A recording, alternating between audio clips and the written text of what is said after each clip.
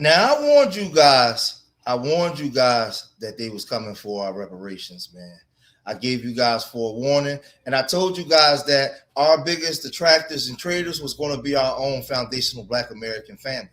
They were going to be the ones supporting this. Now, we know that we got John Jahamba, whatever his name is. He's now the president of Ghana, and he's speaking on behalf of foundational Black Americans and other groups in the diaspora, right, for the transatlantic slave trade. And he's went to the UN to speak at the UN. Now, we know that America, Israel, and Argentina has since rejected those claims, right? Those we all know. But my whole thing is this. When was this meeting, this big meeting where we sat down and we agreed that this African who comes from the Gonja tribe in Ghana, who was also complicit in selling slaves, right? Who said that we would be on board with this guy, right? Being our spokesman and speaking on behalf of us at the UN, as if we're not capable of going into the UN. Now, some would say, well, you don't have a nation backing you because you're going to the UN to actually bring charges up against the nation that you're a citizen of.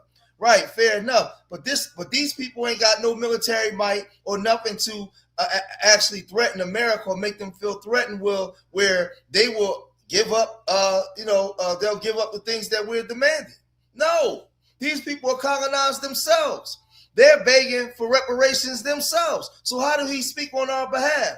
But let's look at some of the things that the things that this man was saying. Man, check this out. Marks the International Day of Remembrance of the Victims of Slavery and the Transatlantic Slave Trade. It is a day on which we honor the memory of the approximately 13 million African men, women, and children who were enslaved over the course of several centuries. We remember them through articles, oral histories, through broadcast programs, books, music, visits to museums, monuments, and memorials such as the Ark of Return, located right here at the Visitors Plaza of the United Nations headquarters. Through these activities, we do more than remember. We document and educate. We gain greater perspective. We find that. That's how I know that this stuff is a joke. These people, the Akan tribe, the Ashanti tribe, the Gonja, and all these different tribes had strongholds on smaller tribes, right? So they were subordinate to like the Akan, and they would go and go and attack the smaller tribes who didn't have a military might to defend themselves, and they would go and grab slaves and take them to the Akan and the Ashantis, who would then sell them to traders. So a large portion of their economy was based off of slave trading. And this is the descendant of those people sitting here speaking on our behalf. Come on, man. The delicate balance of learning from history so that we do not repeat it while leaving our pain behind. In doing so, we begin to heal individually within our immediate communities and also within the global community. This day of remembrance did not happen by accident. In 2006, our global community gathered here, just as we've done today, and resolved to designate the 25th of March of the following year a day of remembrance. It marked significant progress. Then the following year, in 2007, we decided to make the event an annual one, so that the 25th March of every year would be the International Day of Remembrance of the Victims of Slavery and the Transatlantic Slave Trade. That marked an additional step in our forward motion. And so it's indeed for teachers to be here today, 2 decades later, addressing the General Assembly on behalf of the African Group regarding the draft resolution entitled Declaration of the Trafficking of Enslaved Africans and Racialized Chattel Enslavement. So if we know that these nations are still up under the British Empire, they're still extracting resources from these nations any way that they want. They don't have a military to stop them from doing it. They don't have to respect nothing that you say. But yet and still, in your begging, you're not threatening them because maybe you have nukes or maybe you have intact Navy or intact Air Force where you could defend your resources and you could tell them to stand down or back down. No, you have none of that. Then on top of that, you're putting us into making us like we're immigrants and we're not citizens of the, like we're stolen immigrants from this country that you're coming back to claim. Hell no, man. Africans as the gravest crime against humanity.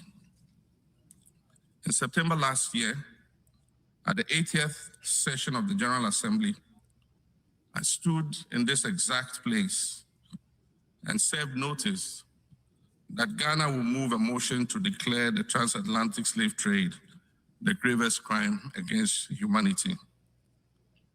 This current draft resolution is a result of months of consultation and consensus building by continental bodies, nations, experts, scholars, and jurists, with the sole aim of achieving a united front and grounding the final outcome in truth, compassion, and moral conscience, remembrance, education, and dialogue. But this is my question. This is my question.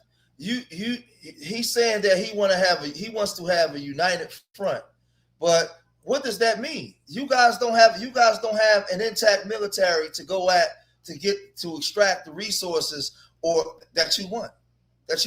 And now you're leaning on us, right? But who had to sit down? Who sat down and had the meeting with us, right? Who came and sat down and said, who was the people that came and sat down and said, okay, we want to have this we want to be able to have a conversation with you guys. Again, we've been sold out by these freaking Democrats, man. Now I want y'all to look over here and I want y'all to see this, right? Then he comes and he starts speaking about how the Trump administration is trying to get rid of Black history and things like that. Check this out. Black history courses are being removed from school curricula. Schools are being mandated to stop teaching students about the truth of slavery, segregation, and racism in American history courses.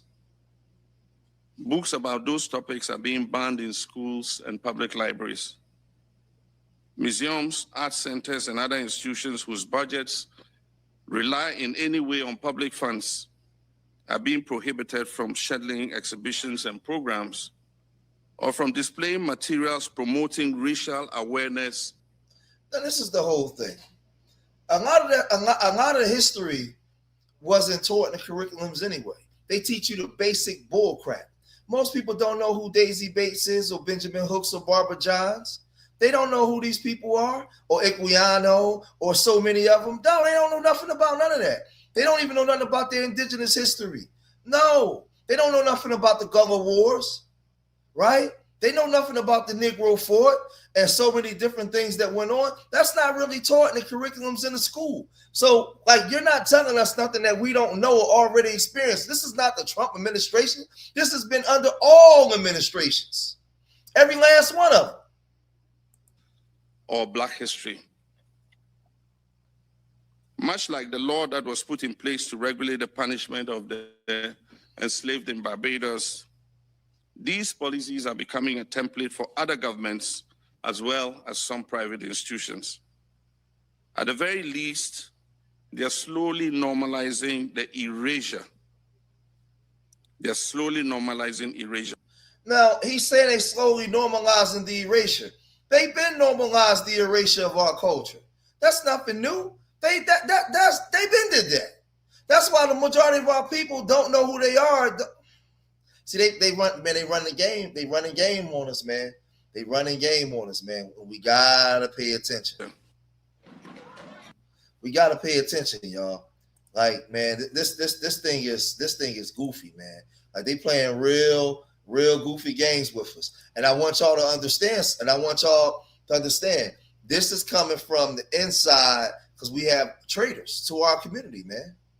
Traitors to our community. You mean to tell me that we couldn't go to the UN on our own? Now I'm gonna show you people that's went to the UN to speak, right? Matter of fact, let's get to that. Let's get to that first. Let's get to that, right? Check this out. Check this out. Now, let's go to the full screen.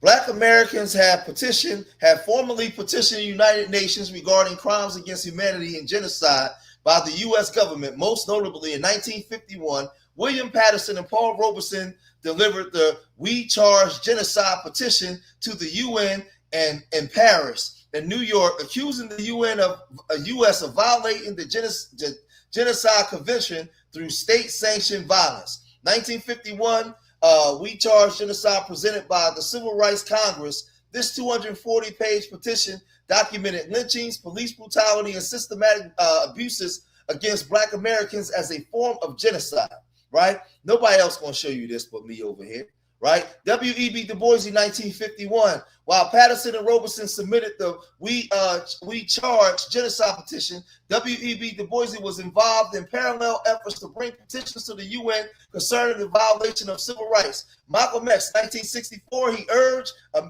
African leaders to bring the issue of human rights abuses against Black Americans in the U.S. before the United Nations. The We Charge Genocide petition continues to inspire modern activists, with scholars and human rights activists still arguing that violence against Black Americans fits the definition of crimes against humanity. And man, listen, right? This thing gets real goofy, man. And the thing is, one will ask the question: could you be an American citizen? Could you be an American citizen and take claims up to the UN against the country you live in?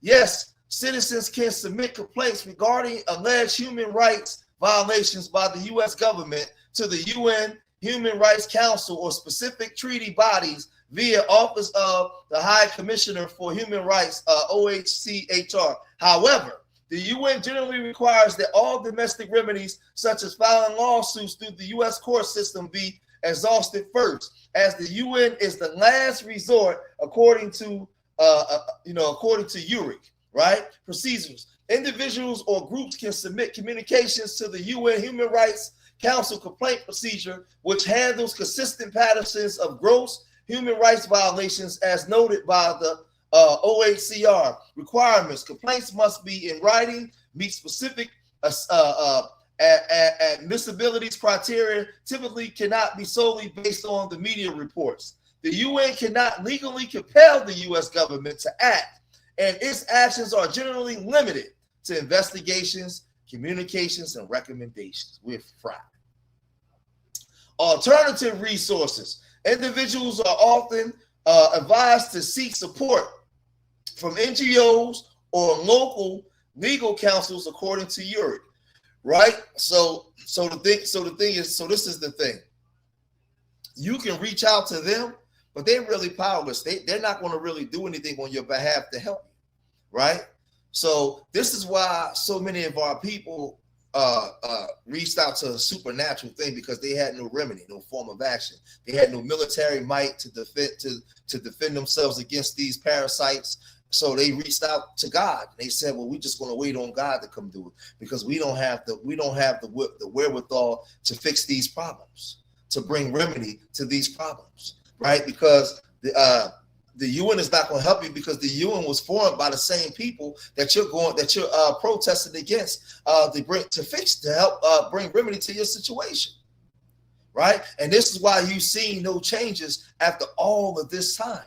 You got to go to the same oppressors to get help, right? So now, right there on the UN floor, you had these parasites come out and say they ain't paying for nothing, right? Especially for a time when all the things that they done to you was legal, right? This is what they're saying.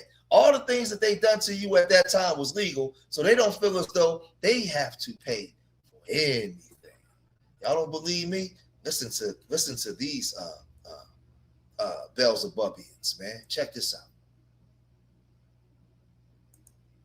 Mr. Chairman, the United States remains steadfast in its opposition and condemnation of historic wrongs that resulted from the transatlantic slave trade, the trans-Saharan slave trade, and all other forms of slavery. We remain committed to the acknowledgement that these historical wrongs. Despite this, the United States observes that the text of this resolution remains highly problematic in countless respects. Consequently, the United States cannot support the adoption of this resolution. We regret that the United States must once again remind this body that the United Nations exists to maintain international peace and security. It was not founded to advance narrow, specific interests and agendas, to establish niche international days, or to create new costly meeting and reporting mandates. This resolution does all three. The United States has defined long-standing objectives to the framing of reparatory justice and the duty of reparation for historical wrongs. While we acknowledge the horrors of the past, we do not accept this resolution's assertion that historical facts from the 15th through 19th century constitute violations of jus cogens, as the term is understood in contemporary international law. The United States also does not recognize a legal right to reparations for historical wrongs that were not illegal. And now I want y'all to stop. I want y'all to listen right there when he makes that statement. So when you hear the term calling them Beelzebubians or jackals or 666, and calling them that word, this is why. Everybody knows in history what happened, but he's sitting there right there telling you, all you swirlers, all you people that like to go hard for the W's, this is what I'm trying to tell you. They know the historical events of things that happened, and they're saying, man, it was legal at the time. We don't give a damn. We ain't responsible for that. That was legal. What we did to y'all was legal. And this is the stuff that I'm talking about. The international law at the time they occurred. In addition to its obvious legal problems, this resolution is also unclear as to who the recipients of reparatory justice would be. The drafters and supporters of this resolution seem to believe it is them. The United States strongly objects to the cynical usage of historical wrongs as a leverage point in an attempt to reallocate modern resources to people and nations who are distantly related to the historical victims. As stated at the outset of these negotiations, the United States also strongly objects to the resolution's attempt to rank crimes against humanity in any type of hierarchy. The assertion that some crimes against humanity are less severe than others objectively diminishes the suffering of countless victims and survivors of other atrocities throughout history. This is not a competition. This attempted ranking is also simply incorrect as a matter of law. The United States would also like to express disappointment in the arbitrary historical perspective of the text. Trafficking in African slaves began long before the 15th century and sadly continued even after the 19th. These dates were clearly selected for political reasons rather than historical accuracy. All trafficking of enslaved Africans and racialized chattel enslavement of Africans deserve to be condemned, not merely the political expedient. Also, there are some fake news articles suggesting that the sponsors of this resolution called into question President Trump's support of the Black community. We reject any such suggestions. Indeed, President Trump has done more for Black Americans than any other president. Now you see how they talk. You see how they talk about us as if we're children. They talk about us as if we're children because that's the way that they view us, right? You hear how he talking? We're not even human beings to them. So this W has done more for these people than any other president, because they feel as though they have the sovereign right to govern you, because they are the apex predators of all human beings, and they have to say so. They've always thought like this. And enjoyed historic support from the Black community in the 2024 election. He is working tirelessly to deliver for them and make our country greater than ever.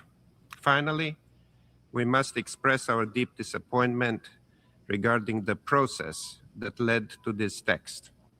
Throughout drafting, the United States and other delegations offer constructive contributions aimed at aligning the text with the established international legal frameworks.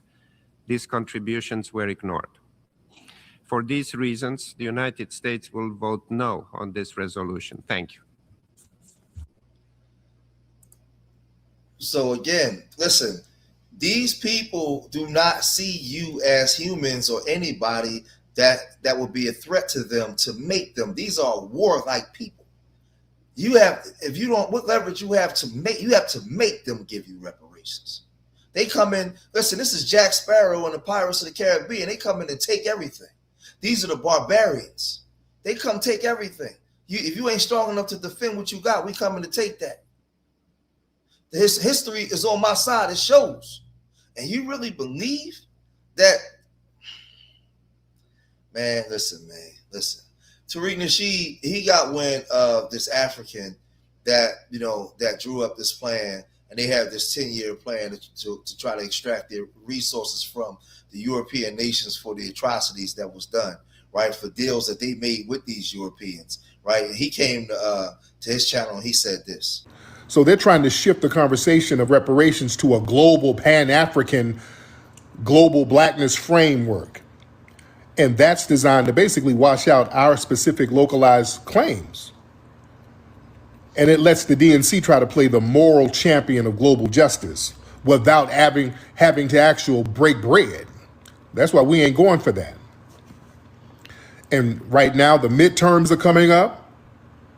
They know that we're talking about reparations, so the midterms are coming up. So this is them saying, hey, look, we took reparations to the UN. So yeah, us Democrats, we all about reparations. Look, we fighting for it. Because at the UN, there was a representative for the US, and basically this guy sounded like he was pro-Trump. He basically read a statement like, yes, we don't co-sign this. The US formally we're not co-signing this resolution. And, what did they say? We're not going to be responsible for something that was not illegal during the time. And Trump has done so much for the black community. He was on some bullshit like that. All right. So not tripping on that. It's like whatever, because yeah, we're not co-signing none of that anyway. So the Democrats can now try to say, yeah, we tried to go get them reparations, but Trump them said no. Yeah, we took the reparations to the UN, and Trump them shot it down. No, we're not going for that. No. We're not going for that. That's not going to be the narrative, because that wasn't no damn reparations, no real reparations thing. You can't have Ghana act as a representative for reparations. Excuse me. You can't have that, because Ghana was too complicit. Well, the nation that became Ghana and those kingdoms over there in West Africa, those West African nations were too complicit. You see? Ghana cannot go out here and say that they need reparations. They can. They were way too deep into the slave trade. This is a goddamn finesse, and we ain't going for it at all. But yeah, their whole language of, yes, the Europeans, they were trafficking Africans to America. Watch the language they're using. Again, they're trying to undermine our grassroots movement, where we're recognizing our unique ethnogenesis here. Watch how the language that they use is framed. They kept using terms of traffic Africans, enslaved Africans in America, Africans here. No. See, what they do, they try to frame us as being imported and not rooted. When they keep saying trafficking Africans to America, you're reducing the identity of Black Americans to basically us being displaced foreigners, which we are not. We are not displaced foreigners. That framing strips away any sense that we are people who are formed here on this land. We got centuries of struggle, experience, development. We're not just, if we're just Africans brought over, then the claim is tied to Africa, not America. See, that's what they're trying to do. They're trying to basically say, yeah, if you want reparations, look over there. Look over to the UN, just look over to Africa. But yeah, don't look at us. Yeah, we're not doing that. See, they want to avoid the concept of ethnogenesis. That's the reality that a new ethnic group was created here through the enslaved Africans, the enslaved and free Black Aboriginal and indigenous populations here, because that's very important, because we do have a land claim here as well, because our lineage does go back to the Aboriginals here as well. And let me say this, right? When it comes to this president, man, whose people was very complicit in the slave trade, the Salanga slave trade, right? They was going in and raiding villages and selling them to the Ashanti people, man. And then, man, listen, bro, it is what it is. It's well documented, the tribe that this dude comes from. But I want you guys to understand something, right? In the race for AI technology for 2050 agenda, you have the race with by 2030 too, China, Russia, and America, and they all are vying for that top position of who's going to control the AI, and they need the resources in Africa. So the reason why you see this president now going to the UN, because let me tell you something, you can't go to the UN and ask for anything. Because the UN is controlled by the West and the powers that be. Remember, there was a League of Nations first after World War I. These nations came together and they went in and start carving. You know, we know how they carved up Africa, right?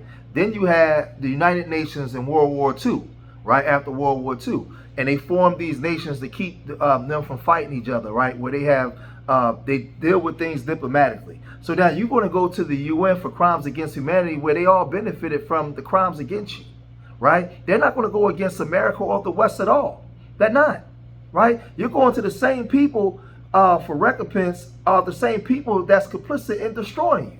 So unless you got an intact military to defend yourself or to force them to give you recompense, you're not getting it. Right? It's not going to happen. They took this thing by blood, and they was willing through all these wars, from the Revolutionary War, the war between the states, World War I, World War II, and all the other wars. They willing to sacrifice their own people to push their agenda. You think they care anything about you? Right? So now, if you don't have a navy to protect yourself, or to protect maritime law and waterways, or you don't have Air Force, or you don't have things to protect your agenda, then you have no agenda. And that's the way that they operate. That's why that W man got on there and said, man, we ain't honoring nothing. That was legal back then. We do what we want to do, because they don't have to respect anything about you. You wasn't human then, and you're not human now. And that's the way that they see you. That's the way that they operating. Now, in regards to this African, he's sent there by them. Because what they're doing now is they see the relations that China and Russia is making with Africa. So now they're trying to reconfigure their relationship with Africa. So they're going to send him there, and they're going to make some concessions to Africa, right? Going forward, because it's where it doesn't look as inhumane, or the inhumane things that they've done to the world, because the world is changing. They're going to make concessions to Africa, but they're still going to control the resources there. That's how they're going to do it. But he's sent there. See, they didn't do it when Obama was the president. They're doing it with this guy. because this guy is their guy. He belongs to them. Let me tell you something. You better study the parasitic elites, these parasites, man. These blood suckers. You better study him. He's owned and controlled, brought and sold by them. They sent him there. And concessions will be made in a form that benefits the European, where they can still keep their interests. The same way King Leopold wrote the letter to the Catholic Church on how to control the Congo people. You must interpret this Bible that would meet our interests. They sent him there where there will be concessions made that will meet their interests. And that's just the way it goes. And that's why he's speaking on our behalf. There was no meeting set up by us where we okayed this, because you have no say-so in the matter. That's the way that they view it. So if you made it this far in the video, hit that like button, subscribe to Street Media TV, and leave your comments in the comment section. And remember, I love y'all. Till the next time. Peace.